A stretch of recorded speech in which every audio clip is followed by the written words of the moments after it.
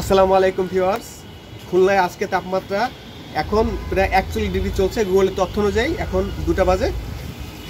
আমি এখন এই যে কড়াইটি রয়েছে এখানে ডিম ভাজবো রোদ্রে দিয়ে। দেখুন এই যে আমি হাত দিচ্ছি ঠান্ডা। এখন এখানে তেল দিয়ে রোদে বসিয়ে রাখবো। তারপরে আমরা দেখবো যে ডিম সিদ্ধ হয় কিনা, যেহেতু 41 ডিগ্রি তাপমাত্রা চলছে। অনেকে দেখলাম ডিম সিদ্ধ করছে বা ভাজছে রোদের ভিতরে, আমরা সেটি পরীক্ষা করবো এখন। চলুন তবে এখন এখানে আমরা তেল ঢালবো। দাও রাফিয়া তেল দাও।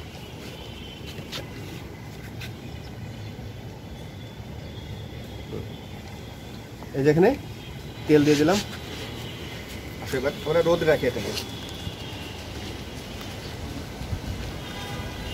এই যে এখানে অনেক রোদ আছে, এখানে রেখে দেবো কিছুক্ষণ।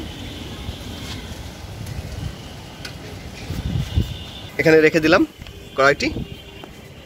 এখন ডিম ভাঙা হচ্ছে। এই যে রেডি করে ফেলো, গোটাও।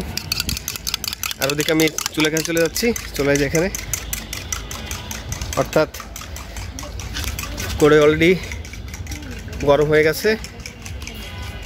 এখানে ডিম ডালা হবে। হ্যাঁ, তাহানি আর নাফিয়া।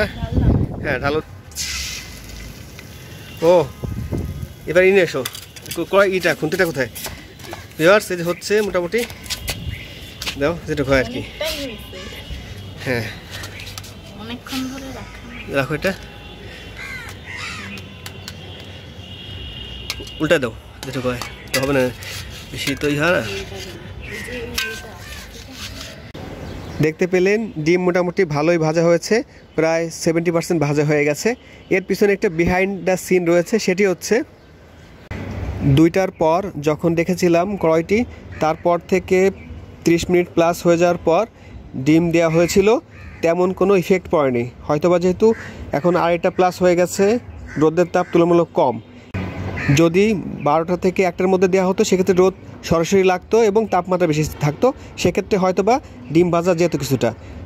এই যে ভাজাটি দেখছেন, এটা হচ্ছে বাসা থেকে কড়াইটি গরম করে আনা হয়েছিল, তারপরে এইভাবে ভাজা হয়েছে আর কি।